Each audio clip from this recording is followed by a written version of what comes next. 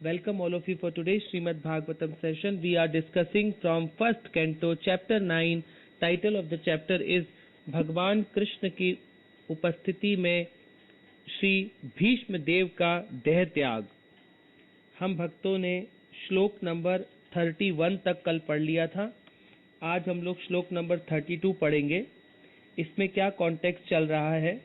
जो भगवान के प्योर डिवोटी हैं, महाजन हैं, भीष्म पितामह, वो युधिष्ठिर महाराज को अपना धर्म सिखा रहे हैं। जो युधिष्ठिर महाराज हैं वो तो पहले से ही धर्मराज हैं, वो भी भगवान के प्योर भक्त हैं, परंतु ये भगवान चाहते हैं कि जो भीष्म पितामह हैं वो क्या करें, युधिष्ठिर महाराज को इस प्रकार ज्ञान प्रदान करें। जो भीष्म पितामह हैं वो तीरों की शैया पर लेटे हुए हैं और उनको इच्छा मृत्यु का वरदान है, वो जब चाहे अपने शरीर को छोड़ सकते हैं। तो ये जो भगवान के प्योर डिवोटी होते हैं और भगवान के हर इंस्ट्रक्शन को ये अपने हृदय में बहुत अच्छे से फॉलो करते हैं। तो ये भगवान के प्योर डिवोटी 100% भगवान की आज्ञा पर कार्य करते हैं और ये भगवान पे फुली डिपेंड होते हैं। तो अभी जब जो भीष्म पितामह हैं वो शरीर छोड़ने जा रहे हैं, उस कंडीशन में जो भगवान ने भगवत गीता में कंडीशन दिया है कि मृत्यु के समय हमें कृष्णा याद आने चाहिए, तो इस सिचुएशन में भगवान श्री कृष्ण स्वयं भीष्म पितामह के सामने खड़े हुए हैं और भीष्म पितामह अपनी पूरी इंद्रियों को कंट्रोल कर चुके हैं। बाहर की जितनी भी बहिरंग शक्ति, जितनी भी ये इल्यूजरी मटेरियल बॉडी है, इससे पूरे बाहर निकल चुके हैं और पूरा 100% कंसंट्रेशन भगवान पर कर चुके हैं और वो धीरे धीरे अपना शरीर छोड़ दिया है। तो कल के लास्ट श्लोक में हमने पढ़ा था, जो कि था श्लोक नंबर 31। उसमें हमने पढ़ा था, शुद्ध ध्यान द्वारा भगवान श्री कृष्ण को देखते हुए वे तुरंत समस्त भौतिक अशुभ अवस्था से और तीरों से, घाव से होने वाली शारीरिक पीड़ा से मुक्त हो गए। इस प्रकार उनकी सारी इंद्रियों के कार्यकलाप रुक गए और उन्होंने शरीर को त्यागते हुए समस्त जीवों के नियंता का दिव्य भाव से स्तुति की। तो ये सब कंडीशन कौन फॉलो कर सकते हैं? जो भगवान के प्योर डिवोटीज होते हैं, क्योंकि वो इस शरीर को भगवान की सेवा में 100% यूज करते हैं और वो भगवान पे फुली डिपेंड होते हैं। भगवान के प्योर डिवोटीज वो अपने हृदय में कृष्णा को हर मोमेंट कैरी करते हैं और वो इस कृष्ण कॉन्शियसनेस को हर लिविंग एंटिटी को, हर आत्मा को देना चाहते हैं, क्योंकि वो आत्मा को बताना चाहते हैं कि we are depending only on Krishna, हम और किसी पे इस दुनिया में डिपेंड नहीं है। तो ये जो श्लोक नंबर 31 है, आज हम लोग श्लोक नंबर 32 पढ़ेंगे। तो श्लोक नंबर 32 में अब भीष्म पितामह बोल रहे हैं, श्री भीष्म उवाचा इति मतिरूप कल्पिता वितर्ष्णा भगवती सात्वता पुंगवे विभुंती स्व सुखा मुपगते कश्चित् दुहूर्तं प्रकृति पुमेयुषी बद्ध व प्रवाह। यहाँ पर भीष्म पितामह बोल रहे हैं, भीष्म देव ने कहा, अभी तक मैं जो सोचता, जो अनुभव करता तथा जो कहता था वह विभिन्न विषयों तथा वृत्तियों के अधीन था, किंतु अब मुझे उसे परम शक्तिमान भगवान श्री कृष्ण के में लगाने दो। वे सदैव आत्मतुष्ट रहने वाले हैं, किंतु कभी कभी भक्तों के नायक होने के कारण इस भौतिक जगत में अवतरित होकर दिव्य आनंद लाभ करते हैं। यद्यपि वह सारा भौतिक जगत उन्हीं के द्वारा सृजित है। तो ये यहाँ पर बता रहे हैं कि जो भगवान श्री कृष्ण हैं, ये पूरे यूनिवर्स की क्रिएशन भी वही करते हैं। ये जो आत्मा है शरीर में, उसका क्रिएशन भी वो करते हैं। इस मिट्टी के पूरे संसार को भी वो चलाते हैं। फिर भी वो इस प्रकार कार्य करते हैं, क्यों? क्योंकि वो अपने भक्तों के साथ एंजॉय करना चाहते हैं। तो यहां पर भीष्म पितामह इस श्लोक के माध्यम से हमें बता रहे हैं, अभी तक मैं जो सोचता, जो अनुभव करता तथा जो चाहता था, वह विभिन्न विषयों तथा वृत्तियों के अधीन था, किंतु अब मुझे उस परम शक्तिमान भगवान श्री कृष्ण में लगाने दो। तो अभी तक भीष्म पितामह क्या कर रहे थे? ये मटेरियल ड्यूटीज कर रहे थे। जिस प्रकार ऐसा हमें दिखता है कि जो भगवान के प्योर डिवोटीज होते हैं, जैसे अगर हम शीला प्रभुपाद जी का जीवन देखें तो पूरा जीवन प्रभुपाद, देखिए, एक गृहस्थ जीवन में प्रभुपाद ने जीवन जिया। फिर गृहस्थ के बाद उन्होंने जो 1944 में वो नई दिल्ली चले गए और वहाँ पे उन्होंने कई लोगों को प्रचार करने का प्रयास किया। फिर एक मैगजीन लिखा, बैक टू गॉडहेड, 1944 में, जो आज तक इस पूरी दुनिया में प्रसारित किया जाता है। और श्रीला प्रभुपाद ने जिस प्रकार अपने जीवन में प्रचार करने का प्रयास किया, फिर वो झांसी गए, उन्होंने वहां भी प्रचार करने का प्रयास किया। तो ये सब क्या कर रहे थे? प्रभुपाद अपनी ड्यूटीज निभा रहे थे भगवान की सेवा के प्रति। इस प्रकार सेम भीष्म पितामह ने इस पूरे अपने जितने भी ये कुरु वंश था, जिसमें सारे कौरव थे, सारे पांडव थे, इनके साथ भीष्म पितामह पूरा जीवन रहे, पांडवों को बड़ा किया। और फाइनली अंत में जिस भगवान की प्लानिंग में जो युद्ध होना है, कुरुक्षेत्र का युद्ध होना है, उसमें भीष्म पितामह ने बहुत सीरियस होकर पार्टिसिपेट किया इस भगवान की सेवा में। और फाइनली जब अब अंत आया है तो वो क्या बोल रहे हैं, अब ये जितनी भी मैंने कार्य किए, अब मुझे क्या करने दो, अंत में मुझे 100% भगवान में ध्यान लगाने दो। तो इसी सिचुएशन को हम, जो ये भगवान का हम नाम जप करते हैं इस कलयुग में, हरे कृष्ण कृष्ण कृष्ण हरे हरे, हरे राम राम राम हरे हरे। तो इस प्रकार जब हम भी उसी प्रकार हर मूवमेंट, क्योंकि जो भीष्म पितामह है उनके पास तो वरदान है, इच्छा मृत्यु का वरदान है। वो जब चाहेंगे शरीर छोड़ेंगे, तो वो तो उस कंडीशन को फुलफिल कर सकते हैं। परंतु हमारे पास, हम नॉर्मल लिविंग एंटिटीज के पास ऐसा कोई वरदान नहीं है, और ऐसा हमें कोई नोटिस नहीं आएगा कि हमारा कब शरीर छूटने वाला है। तो भीष्म पितामह तो देखिए अपनी पूरी इंद्रियों को कंट्रोल करके भगवान पे फोकस कर चुके हैं, भगवान के प्योर डिवोटी हैं। हम जो बद्ध आत्मा हैं, प्रभुपाद ने, चैतन्य महाप्रभु ने इस धरती पर हमें स्पेशल कृपा दिया है। चैतन्य महाप्रभु ने ये अपने आप को इस संकीर्तन के माध्यम से, महामंत्र के माध्यम से भगवान ने अपने आप को दे दिया है। अगर अब भी हम इतना समझने के बाद, सीखने के बाद, ये सिंपल सा कार्य भी अगर नहीं कर सकते, इस टंग से भगवान का सीरियस नाम जप नहीं कर सकते, बहुत सिंपल है ये भगवान का नाम जप करना। ये नाम प्रभु जो भगवान स्वयं हैं, इस कलयुग में नाम के रूप में अवतरित हुए हैं। तो अगर हम प्रेम पूर्वक, कंसंट्रेशन के साथ भगवान का नाम मुंह से बोलना है और कान में सुनना है, इस प्रकार जब हम इसको सिंसियरली फॉलो करते हैं, तो भगवान के साथ हम संग कर पाते हैं। और जो हमारे हृदय में जितनी भी मलिनता है वो क्लीन हो जाती है, और जितने भी अभद्रास हैं, ये जन्मों जन्मांतर से हमारे जीवन में जो हमने डर्ट भरी हुई है, ये क्लीन हो जाएगी, और हम भी उस सिचुएशन को प्राप्त कर सकेंगे इसी मनुष्य जीवन में जो भगवान हमसे एक्चुअली चाहते हैं। कि हर लिविंग एंटिटी को भगवान चाहते हैं कि वो क्या हो जाए, भगवान पे डिपेंड हो जाए, और इसी लाइफ में हम भगवान के असली घर में पहुंच जाएं। जो कौन सा घर है? इटर्नल वर्ल्ड है, वो गोलक वृंदावन धाम है। तो अब हम प्रभुपाद यहाँ पर बता रहे हैं अगले श्लोक में, इसी को हम प्रभुपाद बोल रहे हैं,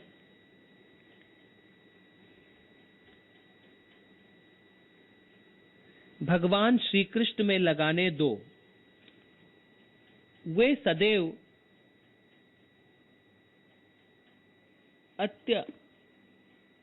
अत्यतुष्ट रहने वाले हैं, किंतु कभी कभी भक्तों के नायक होने के कारण इस भौतिक जगत में अवतरित होकर दिव्य आनंद लाभ करते हैं। यद्यपि यह सारा भौतिक जगत उन्हीं के द्वारा सृजित है। तो भगवान क्या करते हैं अपने भक्तों के साथ एंजॉय करने के लिए। जो भीष्म पितामह हैं, सोचिए भगवान के प्योर डिवोटी हैं और वो भगवान पे बाणों की वर्षा कर रहे थे, भगवान पे तीर चला रहे थे, क्योंकि वो दिखाना चाहते थे कि जो भगवान के प्योर डिवोटीज होते हैं, अगर भगवान को एंजॉय करना है तो वो अपने भक्तों के साथ ही एंजॉय कर सकते हैं और किसी के साथ एंजॉय नहीं कर सकते। तो ये जो भगवान के प्योर डिवोटी होते हैं, ये भगवान के बहुत इंटीमेट होते हैं। तो यहाँ भीष्म पितामह बता रहे हैं हमें कि किस प्रकार भगवान जो ये पूरे दुनिया के सृजित करते हैं, हर चीज को क्रिएट करते हैं भगवान, इस पूरे भौतिक संसार को, इन आत्माओं को, सभी को भगवान क्रिएट करते हैं। तो यहाँ पर भीष्म पितामह बोल रहे हैं कि जो ये सब चीजों के क्रिएटर हैं, वो क्या करते हैं, आनंद लाभ करने के लिए, जो भगवान क्या चाहते हैं अपने भक्तों के साथ इस भौतिक संसार में अवतरित होते हैं, इस मृत्यु के संसार में आते हैं अपने डिवोटीज के साथ एंजॉय करने के लिए। तो भगवान श्री कृष्ण भी भीष्म पितामह के साथ इस युद्ध में एंजॉय किए भगवान। अब इसका तात्पर्य देखते हैं, श्रील प्रभुपाद जी हमें कैसे समझाते हैं। तात्पर्य श्रील प्रभुपाद जी के द्वारा। श्रील प्रभुपाद की जय। चूंकि भीष्म देव एक राजपुरुष, कुरुवंश के मुखिया, महान सेनापति तथा क्षत्रियों के अग्रणी हैं, अतएव उनका मन अनेक विषयों में बटा रहता था और उसका चिंतन, अनुभूति तथा उनकी इच्छाएं विभिन्न बातों में लगी रहती थी। अब शुद्ध भक्ति प्राप्त करने के उद्देश्य से वे परम पुरुष भगवान श्री कृष्ण पर ही सारे चिंतन, अनुभूति तथा इच्छाओं को केंद्रित करना चाहते थे। यहाँ पर उन्हें श्री कृष्ण को भक्तों के नायक तथा सर्वशक्तिमान कहे गए हैं। यद्यपि भगवान कृष्ण आदि भगवान हैं, लेकिन वे अपने शुद्ध भक्तों को भक्तिमय सेवा का वरदान देने के निमित्त इस धरा पर स्वयं अवतरित होते हैं। कभी वे भगवान कृष्ण के रूप में जो वे स्वयं हैं और कभी चैतन्य के रूप में अवतरित होते हैं।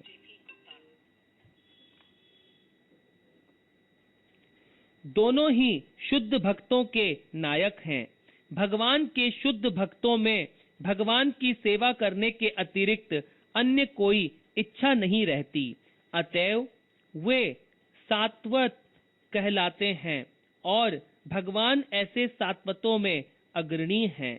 इसीलिए भीष्म देव को अन्य कोई इच्छा नहीं हुई। अब तक मनुष्य सभी प्रकार की भौतिक इच्छाओं से शुद्ध नहीं हो लेता, तब तक वह भगवान उसके अनुभव नहीं बनते।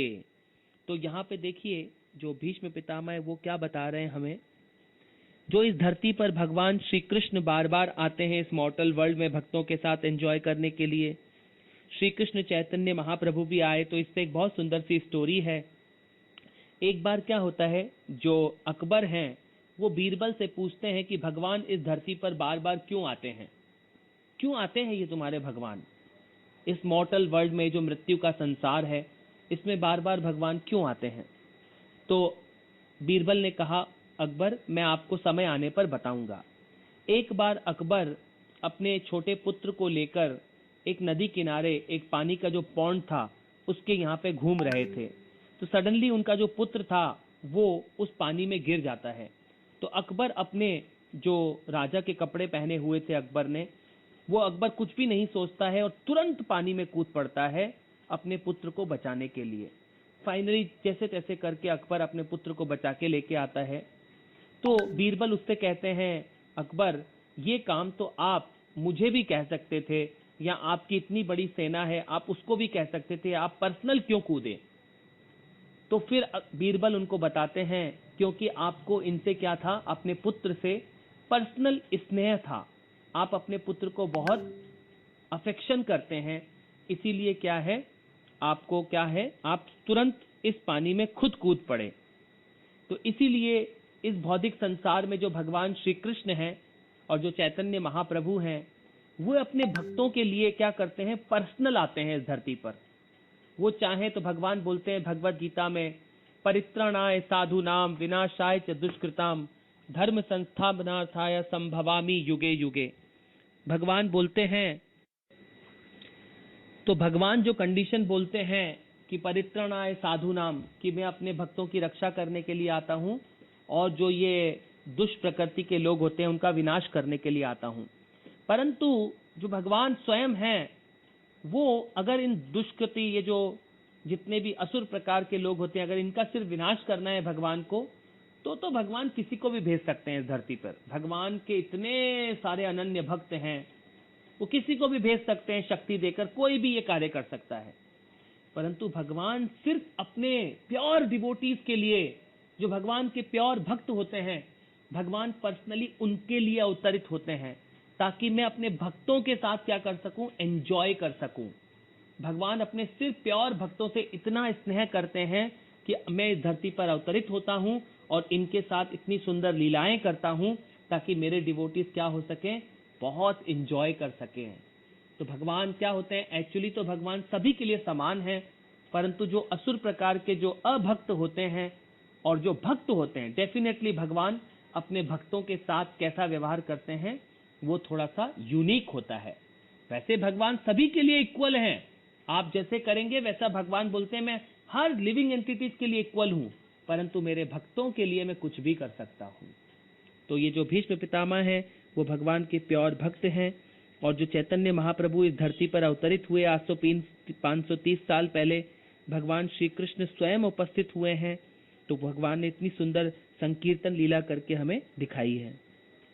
आगे वो बोल रहे हैं, शुद्ध भक्त नहीं हो लेता। तो इसमें बोल रहे हैं वो कि इस भौतिक संसार से अगर हमें निकलना है, तो आत्मा इस भौतिक संसार में क्या करती है, वो इच्छा कर सकती है।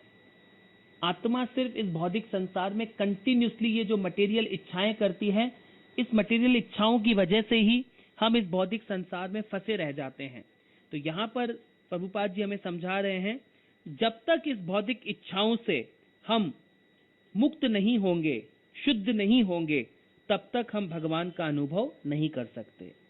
आगे वो बोल रहे हैं, इच्छाओं का निपटारा नहीं जा सकता, लेकिन उन्हें, अब देखिए क्या बोल रहे हैं, भक्ति का सबसे टॉप मोस्ट डेफिनेशन क्या है, अन्य अभिलाषिता शून्यम। बोलते हैं कि जो ये हृदय में आपकी अभिलाषाएं हैं, भौतिक इच्छाएं हैं, ये सब कैसी हो जानी चाहिए, शून्य हो जानी चाहिए। परंतु ये इच्छाएं शून्य नहीं हो सकती। क्या हो सकती, हम इन इच्छाओं को हम कृष्णा कॉन्शियसनेस में डाउटेल कर सकते हैं। आप मान लीजिए बहुत बड़ी बड़ी बिल्डिंगें बनाना चाहते हैं, तो क्यों नहीं कृष्ण का मंदिर बनाने में अपनी एनर्जी को लगाइए। आप बहुत सुंदर सुंदर आइटम खाना चाहते हैं, तो उनको पहले ठाकुर जी को भोग लगा के खाइए। जो भी आपकी टेंडेंसी है, उसको आप कृष्णा कॉन्शियसनेस में डाउटेल करने का प्रयास करिए। तो धीरे धीरे ये इच्छाएं क्या हो जाती हैं, प्योर हो जाती हैं, और हम क्या कर पाते हैं, भगवान के साथ अपना संबंध स्थापित कर पाते हैं। आगे से बोल रहे हैं वो कि केवल शुद्ध करना होता है। भगवत गीता में स्वयं भगवान ने पुष्टि की है कि वे भगवान की सेवा में निरंतर लीन रहने वाले शुद्ध भक्तों को उनके हृदय के भीतर से उपदेश देते हैं। ऐसा उपदेश किसी भौतिक हेतु के लिए नहीं, अपितु अपने पर भगवान के धाम वापस जाने के लिए दिया जाता है। भगवत गीता 10.10 भगवान सामान्य व्यक्ति के लिए जो भौतिक प्रकृति पर अपना प्रभुत्व दिखाना चाहता है, न केवल उसकी इच्छा वृत्ति करके उसे कार्यों के साझी बनते हैं, अपितु वे अभक्तों को भगवत धाम जाने के लिए कभी कोई उपदेश नहीं देते। विभिन्न जीवों, भक्तों तथा अभक्तों के साथ भगवान के व्यवहार में यही अंतर है। वे समस्त जीवों के अग्रणी हैं। जिस प्रकार राजा बंदियों तथा स्वतंत्र नागरिकों का समान रूप से शासक होता है, लेकिन भक्तों तथा अभक्तों के प्रति उनके व्यवहार भिन्न भिन्न होते हैं। तो भगवान देखिए, भगवान जो परमात्मा रूप में आपके हृदय में बैठे होते हैं, वो क्या बोल रहे हैं कि मैं आपको आपके हृदय में पर्सनल गाइडेंस देता हूँ। तो इस प्रकार अगर हम भी भगवान के भक्त बन जाएंगे, भगवान के डिवोटीज बन जाएंगे, प्योर भक्त बन जाएंगे, तो भगवान आपके हृदय में आपको पर्सनल गाइडेंस देते हैं कि किस प्रकार आपको अब इस भौतिक संसार से मेरे पास वापस आना है। भगवान हमें चाहते हैं कि इस मिट्टी के संसार में, इस जेल रूपी संसार में हम लोग यहाँ नहीं रहें। तो जब हम भक्त बन जाते हैं तो भगवान परमात्मा आपको पर्सनल गाइडेंस देते हैं आपके हृदय में। अभक्त लोग भगवान से कभी कोई उपदेश ग्रहण करने की परवाह नहीं करते, इसीलिए वे उनके विषय में भक्ति बने रहते हैं। यद्यपि वे उनके सारे कार्यों के साक्षी बनकर उन्हें अच्छा या बुरा फल देते रहते हैं। भगवत भक्त इस भौतिक अच्छाई बुराई से परे होते हैं। वे अध्यात्म पथ पर अग्रसर होते रहते हैं, अतएव उन्हें किसी प्रकार की भौतिक इच्छा नहीं रहती। भक्त यह भी जानता है कि श्री कृष्ण ही आदि नारायण हैं, क्योंकि भगवान श्री कृष्ण ही अपने पूर्णांश से कारणोदक्षाई विष्णु के रूप में प्रकट होते हैं और सारी भौतिक सृष्टि के मूल स्रोत हैं। भगवान अपने शुद्ध भक्तों के साथ संगति करने का भी इच्छुक रहते हैं और उन्हीं के लिए वे इस धरा पर अवतार लेकर उन्हें जीवन दान देते हैं। भगवान खुद की इच्छा से प्रकट होते हैं। तो यहाँ पे क्या बोल रहे हैं, जो भगवान श्री कृष्ण हैं वो इस मटेरियल वर्ल्ड को कैसे एक्सपेंड करते हैं, हमने कई बार समझा है। वो फर्स्ट नारायण से पहले कारणोदक्षाय विष्णु के रूप में आते हैं, फिर वो गर्भोदक्षाय विष्णु के रूप में, जो भगवान कारणोदक्षाय विष्णु के बॉडी से इतने सारे यूनिवर्स निकलते हैं, हर एक यूनिवर्स में भगवान गर्भोदक्षाय विष्णु के रूप में पहुंच जाते हैं। फिर इस मटेरियल वर्ल्ड को एक्सपेंड करने के लिए भगवान ब्रह्मा जी को क्रिएट करते हैं, और जब ब्रह्मा जी ये सब कुछ क्रिएट करते हैं तो हर आत्मा के साथ भगवान शिरोदक्षाय विष्णु के रूप में, जिसे परमात्मा कहते हैं, हर आत्मा के साथ भगवान पर्सनली प्रेजेंट होते हैं। इसीलिए बोलते हैं कि हर कण कण में भगवान विद्यमान है। तो यहाँ पर वो बता रहे हैं कि भगवान क्या करते हैं, भगवान इस भौतिक संसार में अपनी इच्छा से अवतरित होते हैं, परंतु हम लिविंग एंटिटी कैसे आते हैं इस भौतिक संसार में, फोर्सफुली हमें किसी न किसी माता के गर्भ में डाल दिया जाता है। फोर्सफुली हम चूज नहीं कर सकते, परंतु भगवान ये सब कुछ चूज कर सकते हैं क्योंकि वो सुप्रीम भगवान है। आगे वो बोल रहे हैं, जीवन दान देते हैं। भगवान खुद की इच्छा से प्रकट होते हैं। वे प्रकृति की परिस्थिति से बाध्य नहीं होते, अतएव उन्हें विभु या सर्वशक्तिमान कहा गया है, क्योंकि वे प्रकृति के नियमों से कभी नहीं बंधते। तो जो सुप्रीम भगवान है वो इस भौतिक संसार से कभी नहीं बंधते। वो यहाँ की जो मटेरियल एनर्जी है इसमें भगवान को कोई नहीं बांध सकता, क्योंकि भगवान हर कंडीशन में सुप्रीम होते हैं। तो ये भगवान की इच्छा से भगवान ये पूरा मटेरियल वर्ल्ड क्रिएट करते हैं, ताकि इसमें जो कुछ आत्माएं हैं उनको ट्रेन किया जा सके, उनको एक्सपीरियंस हो सके कि भगवान का स्पिरिचुअल वर्ल्ड भगवान गुरु साधु शास्त्र के माध्यम से हमें बताते भी रहते हैं कि भगवान का स्पिरिचुअल वर्ल्ड क्या है।